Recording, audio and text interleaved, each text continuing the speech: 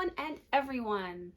Welcome to my channel. Welcome to this video. This is going to be my October wrap up, and I just want to start out this video by just talking about how happy doing these videos has made me. I appreciate everybody who's ever watched my video, clicked on my video. I appreciate it so much. It makes me feel so good to have this hobby to myself, something I'm doing for myself. It feels very personal. It feels very good to do something where I get to talk about something that I love and that I'm passionate about. I'm having so much fun getting back into reading the books out there, the options out there, the stories, the genres, just so much that I want to just dive right into. I'm definitely having a hard time not buying a million books. It's a struggle. I think almost every week I'm buying some new books, but I'm having so much fun. It makes me so happy. These last few months have been tough. It kind of peaked when my daughter ended up going to the hospital and staying in the hospital.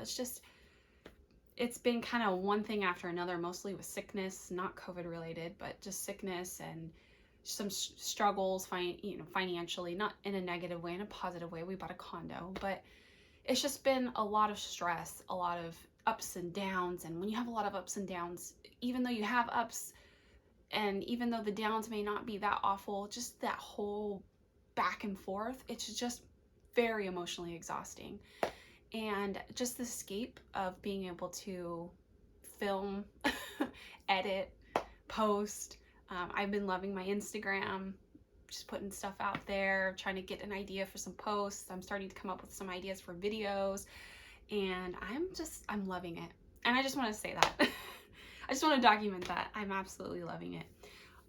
Okay, but besides that, we did go this week to the pumpkin patch, and since this is coming out on Halloween weekend, I wanted to just kind of throw our trip to the pumpkin patch. It's mostly just following my daughter around. I probably should have filmed myself and my husband more, but I don't know. When you are a mom, you tend to just want to film your daughter or your son or whoever, your kid. And that's what happened. So I'll see you guys back here in a second.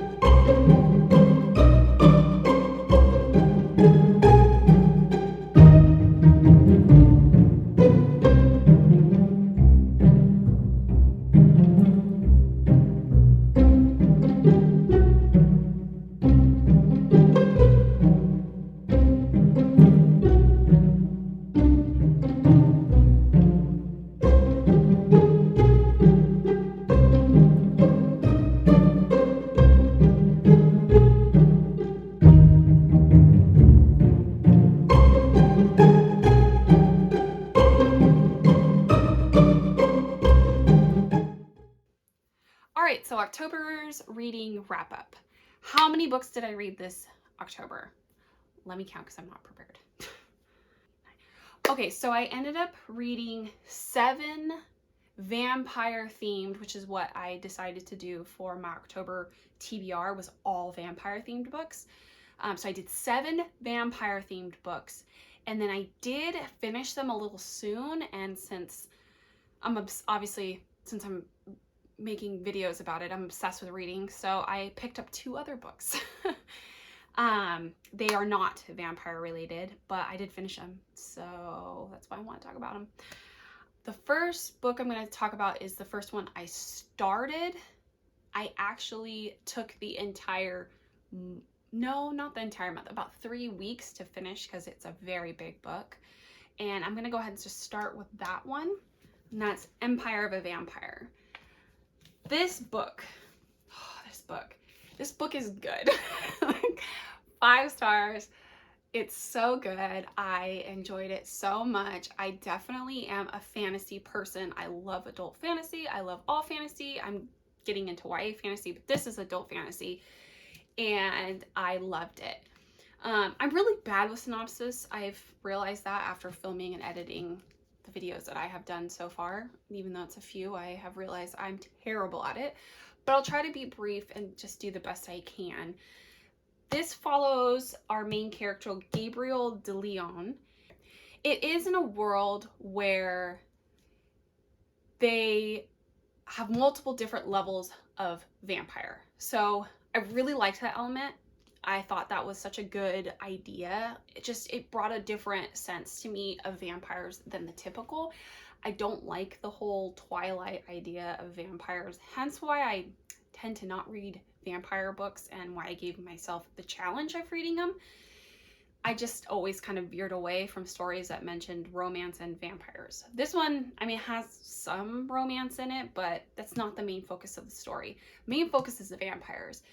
There are vampires that are born vampire, where they had a mother, human mother, and a vampire father, which is what Gabriel is. And then they have vampires that were bitten, killed as humans by another vampire, and then went through different mutations over time, graduating into a elder vampire. Yeah, I definitely recommend it to somebody who wants to read more of that dark, evil, definitely not glittery vampire story.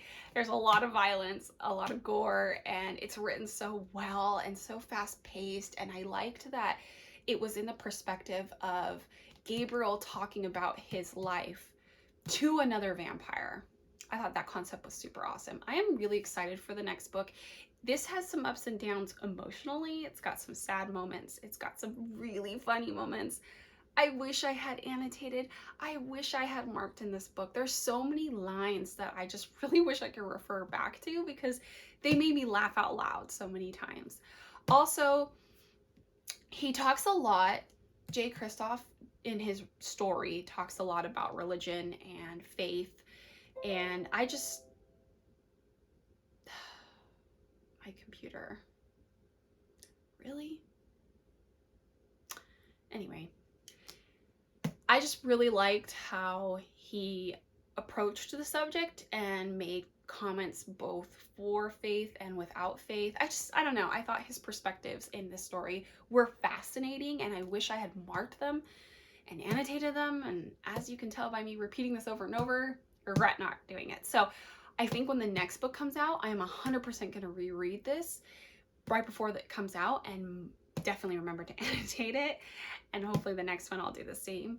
But 5 out of 5 stars. I loved this book so much. This was such a joy to read, and I'm so grateful I picked it up. It was a bit of a hefty price tag, but I loved it and definitely would recommend it to anyone looking for some dark vampire adult fantasy. So there's that one. Okay, so the next book I read was by Charlene Harris. It's A Dead to the World. It's a Sookie Stackhouse novel. I think it was like 3rd or 4th in the series, but HBO made a TV show, True Blood, based off this series. I did watch the first episode. I wasn't hooked enough to pay HBO to continue the seasons. I'm really picky about TV, so it didn't surprise me, but I did give it a try. I just wasn't a huge fan. But This particular book follows Suki. She is telepathic. She can read other people's minds. Well, she can hear their thoughts. And it follows two sort of plots in this book. One, it's her brother. He ends up getting kidnapped. So you follow that sort of plot. And then the other plot is she's driving home from her work, which is at a bar, and she lives in like one of the southern states in the United States. But she's driving home New Year's Eve, and she sees and recognizes a vampire running down the side of the road, just pants on kind of thing. Big hulky guy, and she's like, I know you, what are you doing running around in the middle of the night? She picks him up because he's acting odd, acting weird, seems like he can't remember who he is. She gets him home, finds out he has memory loss, and then the story continues from there. So she helps him, gets involved in a lot of other stuff. I'm not going to ruin the story, and I'm horrible again with synopsises, but this story, I liked the plot with her brother, and if I was to read more, I would be more curious to see what happens with her brother than with the other plot. The vampire is just like, I wasn't super like mesmerized by, but I did end up giving this one 3 stars. So, what did I say? Did I do 2 stars? I'll have to look on Goodreads, see what I gave it. Anyway, I probably won't be picking up the other books, and I probably will be sending this to my free library to let somebody else enjoy. Okay, let's do vampire. Okay, so the next one I want to talk about is The Vampire and His Pleasant Companions. This is a manga by Miramo Ragawa, and this was great. Loved it. I will definitely be getting the next books. I don't know, I can't recommend it more to anybody who's looking for just a really sweet manga story. Like, it's not overly gory, and it's not overly romantic, and it's just sweet. So we follow the main character. His name's Al, and he is a vampire that during the day is a bat and during the night is human. He has no control over it. He just automatically shifts. He lives next to a meat plant, and as a bat, he was over at the meat plant eating. He ended up getting caught in a freezing sort of situation where they were freezing the meat for transport, and when he thaws out, he ends up thawing out in Japan.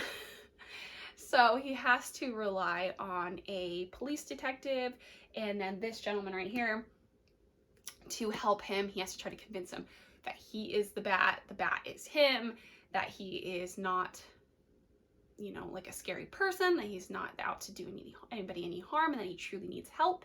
And then those two end up, you know, helping him out. And I'm sure the story is going to progress as it is. It's a very short read. I mean, you can read this in like, I think I read this in like 2 hours tops, and that's with like breaks, you know, and distractions, because I'm, you know, working in between, and I was just kind of sifting through, and it was so good. Like, I enjoyed it so much. I highly recommend it. It was such a cute story. The ending confused me a little bit, but maybe just because I'm new to manga, it kind of ended a little odd, kind of bounced around a little bit, and kind of made me a little confused. But I'm hoping to get the next book soon and continue the series. Okay, I'm going to talk about one that I DNF'd because it's kind of sort of the way I picked up the books. Maybe not in the exact order, but sort of towards the middle of the month, I ended up picking up Empire of a Vampire. I'm not going to take it out. It's a bunch of fake webbing on it, so it'd be kind of messy. But this book, I picked up the audio and I picked up obviously the physical, and I just kind of knew picking up the book that this was way out of my comfort. I would not pick this up normally. It was recommended to me by someone at a used bookstore that I told them I wanted something out of my comfort zone. And I told them like what would be out of my comfort zone and what I was looking for, and that was one of the books they suggested. I tried so hard to like it. I tried so hard. I don't even remember how many pages I got through. More than halfway. I just couldn't do it. I really didn't care. I didn't like Abraham's character. I didn't like how the story was written. He would literally, the vampires meant almost nothing. They were just like a target for him to kill. They could have been just anything. And he just gets a target, goes and kills it, and then moves on to the story. And it just, there's no meaning, no understanding. I don't know. I did not enjoy it. It pretty much, the base idea of it is that this is sort of a journal of Abraham Lincoln, and it's his normal life that we know in history, and in between those moments in his life, you're reading about his passion for killing vampires, since the vampires were cause for death of some of his family members. That's it. So I didn't like it. That's all I gotta say about that. So moving on from that one, it is really cute for decoration, but it's gonna go to also to the free library. So, and on to my next one, Vampire's Mail Order Bride. So by Kristen Painter. Yes, I thought this was so cute. Such a great story, such a great little romance. It's perfect for reading around Halloween. Actually, the entire Nocturne Falls series technically is great for reading around Halloween, because the town that it's based out of, the stories are all based out of, Nocturne Falls, is a Halloween themed town. And it has witches, it has gargoyles, it has vampires, it has fae, I don't know what else, creatures. I just was listening to one of the stories and it mentioned a dragon shifter. How cool is that? So I'm definitely gonna need to read on in the series to get to the dragon shifter, because that's so awesome. But the romances are pretty much like insta-love romances. They are very easy to predict, and everything is a little bit on the cheesy side, but in such a good way, in a really heartwarming way. And like, if you're looking for just a cute little break from maybe darker reading or heavier reading, and you just want something easy, predictable, fun, super, super, super recommend this series. I'm gonna definitely be continuing. Hi. Sorry, super random pop-in. I realized as I was editing this video that I totally forgot to tell you about what the Vampire's Mail Order Bride was about. My bad. I got a little distracted talking about the series. I forgot to talk about the book. So just a quick run over. It's about a vampire named Hugh. His grandmother wants him to get married and make grandbabies. I didn't know that was a thing with vampires, but apparently that's a thing. So his grandmother ends up ordering a mail order bride for him. And then we get to Delaney, who's a human. She works for a man that she believes works in the mafia and is a leader in the mafia. One night she has to go back to pick up her apron that has her tip money in it. She gets in the building. She ends up hearing some weird noises. She catches the boss doing something really sketchy, records it on her phone. As she's leaving, she makes a noise. She thinks they know who she is. They think that she knows that she caught the evidence. So she's on the run, and she runs into a building like down the street. It has an open door. It ends up being a mail order matchmaking company or corporation or group or business. And she finds like a profile sitting on top of some boxes. She looks at it. She sees it's a woman named such and such that lives in New York. And she's like, takes the file and decides to play as that woman and use that as escape so that the mafia can't follow her. So she goes to Hugh's house. It's like a forced proximity trope, forced marriage trope, insta-love, and then she gets to know Nocturne Falls, and the story progresses from there. So that's just like a little idea of what the book is about. So back to the wrap-up. I'm going to follow that up with, after I'd finished reading all my vampire-themed books, I picked up the audio for the Werewolf The Werewolf Meets His Match. And that's the second book in the Nocturne Falls series, and it's great. I love it. It's the first one's about vampire, second one's about werewolves, and it's kind of wolf shifters, and it's about the sheriff. His name is Hank. He is pretty much arranged marriage to another werewolf wolf shifting group. Their daughter, the pack leader's daughter, they are arranged to be married, and the shapeshifter that he is arranged to marry is Ivy when she comes to town to meet Hank 3 days before the full moon. Pretty much insta love. They see each other, they're madly in love with each other, but she has a secret that she's bringing to the table that she's not telling him about. He's gonna make sure he marries her because he doesn't want to start a war, which is what her family threatens if the marriage doesn't go through, and so on and so forth. The story opens up. So I don't want to ruin anything, and also I don't want to hack the synopsis any more than I'm hacking it now. So a book I picked up that I definitely wouldn't have picked up if I wasn't picking like the vampire theme and trying to pick things that I don't normally pick up or read was this one. Now, I don't know what to classify this as. It just seemed like a novel to me that was illustrated, but the illustrations are very anime themed. This is going to be The King of the Dead at the Dark Palace. I think that's pronounced Tsukikaze. I'm terrible at pronouncing names just in general. So another language's name is, I'm going to get it wrong. So I apologize. But this one follows a young boy. I want to say he's like 18. He, as a young child up to his early adulthood, he was very sickly. He kind of had a slow, very prolonged, very painful death. And his body was sold to a necromancer. The necromancer brought him back to life, named him End, and End kind of starts to want to revolt against his master, and he starts to mutate into a stronger being, and it's kind of his breaking off the chains sort of scenario. It was good. The only thing I have to say, and I would probably rate this about 3-star, maybe even a 2. I don't think I'll continue. It just didn't really hook me at the end to want to continue.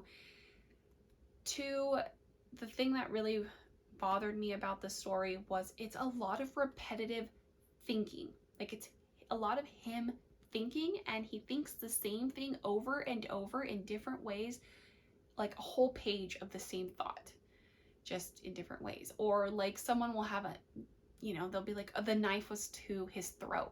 And then for an entire page, and maybe even 2 pages, he'll be thinking about why that happened, why the person has a knife to his throat, what he's gonna do about it, what he could have done to prevent this moment, like who this person is, and again, why they put it to his throat. It's just like super like, oh my God, like when are you gonna even just say the first word to the person? So it got a little bit frustrating and very repetitive, but I like the concept of this story. It's a really good concept. The artwork's very pretty. I did enjoy it. There's a lot of it, so you kind of get breaks in the text with some really pretty pictures to help you kind of visualize what the book's describing. But I liked it. It was good. I'll definitely be passing this along. I won't be keeping it on my shelves. The last thing I listened to, is an audiobook for my vampire theme, was a classic, and that was called Carmilla. This was weird. I liked it. The audiobook is a little over 2 hours, or at least it was the pace I was going. I think it was like 1.6 or something. It was like a dramatization, so all you heard was the conversations, the talking. You didn't really hear just too much description.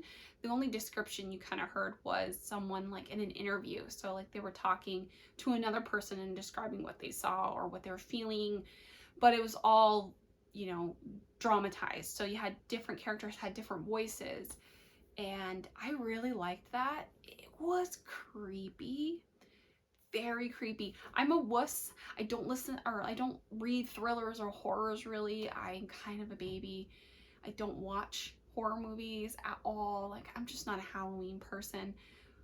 But this one was pretty good. It was really creepy. It was very light creepy. It wasn't like too creepy where it scared me at all. It just made me go, ugh. It made me like the icky feeling, you know?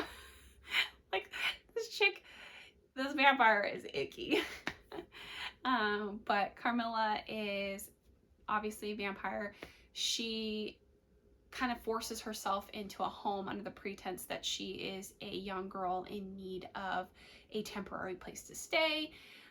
There's another young girl who looks to be the same age as Carmilla, although she's like ageless, so she appears to be in her 18-year time frame, but she's much older. But there's another young girl about the same age who bonds with Carmilla and becomes friends with her, and Carmilla becomes almost obsessive fascination with this girl and says things to her that are very romantic and forms an attachment to her. And the young girl has like such a big heart. She's not used to having a lot of friends. She lives in a very isolated castle, so she doesn't really know how to handle Carmilla, but she is kind of forced. I think it doesn't say it specifically in the audiobook, but it sounds like Carmilla kind of manipulates her into becoming just as obsessed with Carmilla.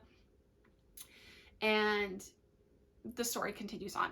So I'm not going to keep going because it's actually a really short story, so there's not too much more that happens past that point. But you'll have to read it to find out. I liked it a lot. I say I have to give the audiobook from Audible, I give like 4 or 5 stars because it had me hooked. I could not stop listening. I was obsessed. And I think I might have to get this book. I've seen some really pretty versions of it at Barnes & Noble, but it's creepy and I liked it. I liked the level of creepy.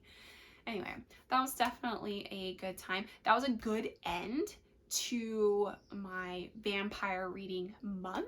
And after that, like I said, I had actually picked up the Werewolf Meets His Match, but I also picked up The Paper Magician, which I'll put a picture up here because it's behind me on my bookshelf. Paper Magician by Charlie Holmberg. It was about a lady or a young girl, she's about 18. She goes to this magic school. The magic school is supposed to get them ready to, once they graduate, pick a material that they will bond their magic to and work solely with that one material. For example, rubber, metal, paper, that kind of thing. And she goes into the school hoping to do metal and do smelting, but due to the lack of paper magicians, she's kind of forced into that material. And when you graduate, you go to apprentice with one of the magicians that are already experts in that particular material. So she goes to a magician's home that is an expert in paper, and she's going to be trained. Now, she kind of almost insta love, but it's like a forced proximity sort of trope, but she definitely sees the kindness, she sees the positive energy, she really bonds with the teacher that she has, the man that she's apprenticed to, and through an event that happens, he gets his heart stolen, like his physical heart taken, by a person called an excisioner, and that's a type of blood magician, and she goes and decides to get his heart back. And it's an interesting story. There's parts in that story that I did not even see coming. I say that Charlie did. She did a fantastic job with being original. I have never read anything like how she describes some of the events that happen when she goes to get the heart back. I liked it. I really did. And I'm really interested to see what the next books are. It kind of, leaves you wanting more for sure.